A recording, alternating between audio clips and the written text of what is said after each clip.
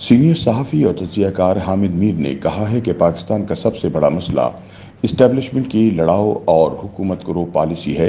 लिहाजा सियासतदानों को ये बात समझना होगी और आपसी लड़ाई बंद करना होगी ताकि फ़ौज का सियासी किरदार भी ख़त्म हो सके। रोज़नामा जंग के लिए अपनी ताज़ा तहरीर में हामिद मीर कहते हैं कि हाल ही में पाकिस्तान के पहले फ़ौजी डिक्टेटर जनरल अयूब खान के पोते उमर अयूब खान ने घर पर तहरीक तहफ़्फ़ुज़ आइन की क़यादत और सहाफ़ियों के दरमियान एक मुलाकात का एहतमाम किया था। बहुत अरसे बाद इस घर जाना हुआ था। काफ़ी साल पहले यहाँ उमर अयूब खान के वालिद गौहर अयूब खान से मुलाकात हुई थी। ये घर आजकल उमर अयूब खान के ज़ेर इस्तेमाल है। उमर अयूब पहली बार 2002 में मुस्लिम लीग क़ाफ के टिकट पर कौमी असम्बली के रुकन बनाए गए और उन्होंने शौकत अजीज़ की काबीना में वज़ीर मुमलिकत बराए ख़जाना की जिम्मेदारी अदा की। 2013 का इलेक्शन उन्होंने मुस्लिम लीग नून के टिकट पर लड़ा मगर हार गए, लेकिन बाद में ज़िमनी इलेक्शन जीत गए। 2018 में वो पाकिस्तान तहरीक इंसाफ में शामिल हो गए और 2.25 लाख वोट लेकर कामयाब हुए। इमरान खान ने इन्हें अपनी काबीना में तवानाई की वजारत दी। 2022 में इमरान खान की हुकूमत ख़त्म हुई तो ख्याल था कि उमर अयूब खान तहरीक इंसाफ छोड़ देंगे, लेकिन खिलाफ तवक्को वो इमरान खान के साथ खड़े हो गए।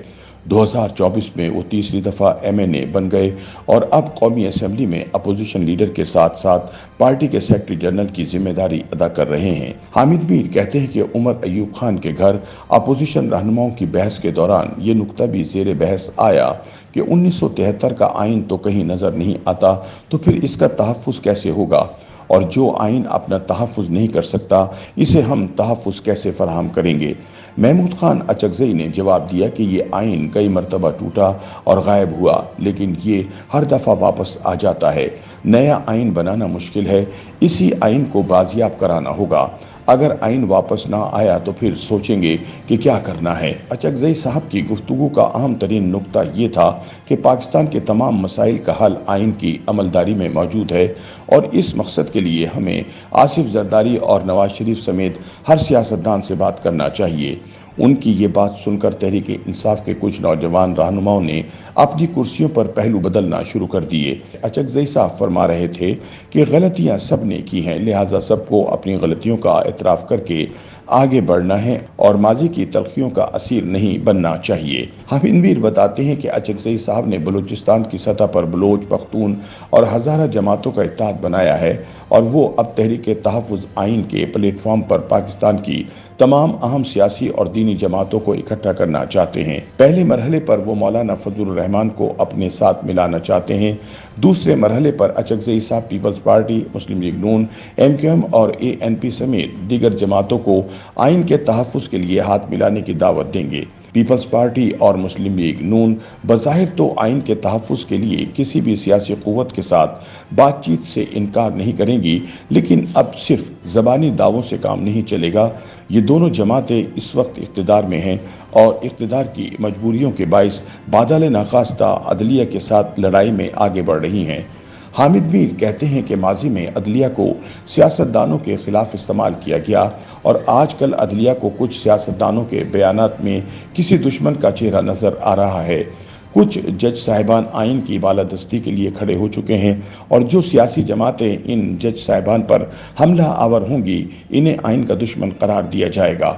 वो कहते हैं कि मैं ज़ाती तौर पर महमूद अचकज़ई की इस राय से मुत्तफ़िक़ हूँ कि हमें अपने छोटे छोटे सियासी मफादात और अना परस्ती की जंजीरों को तोड़कर आगे बढ़ना चाहिए। अगर शहबाज शरीफ और आसिफ अली जरदारी ने एक दूसरे के खिलाफ अपने बयानात को भुलाकर हाथ मिला लिया तो इमरान खान और मौलाना फजलुर रहमान एक दूसरे से हाथ क्यों नहीं मिला सकते। हामिद मीर के बकौल वक्त कभी एक सा नहीं रहता।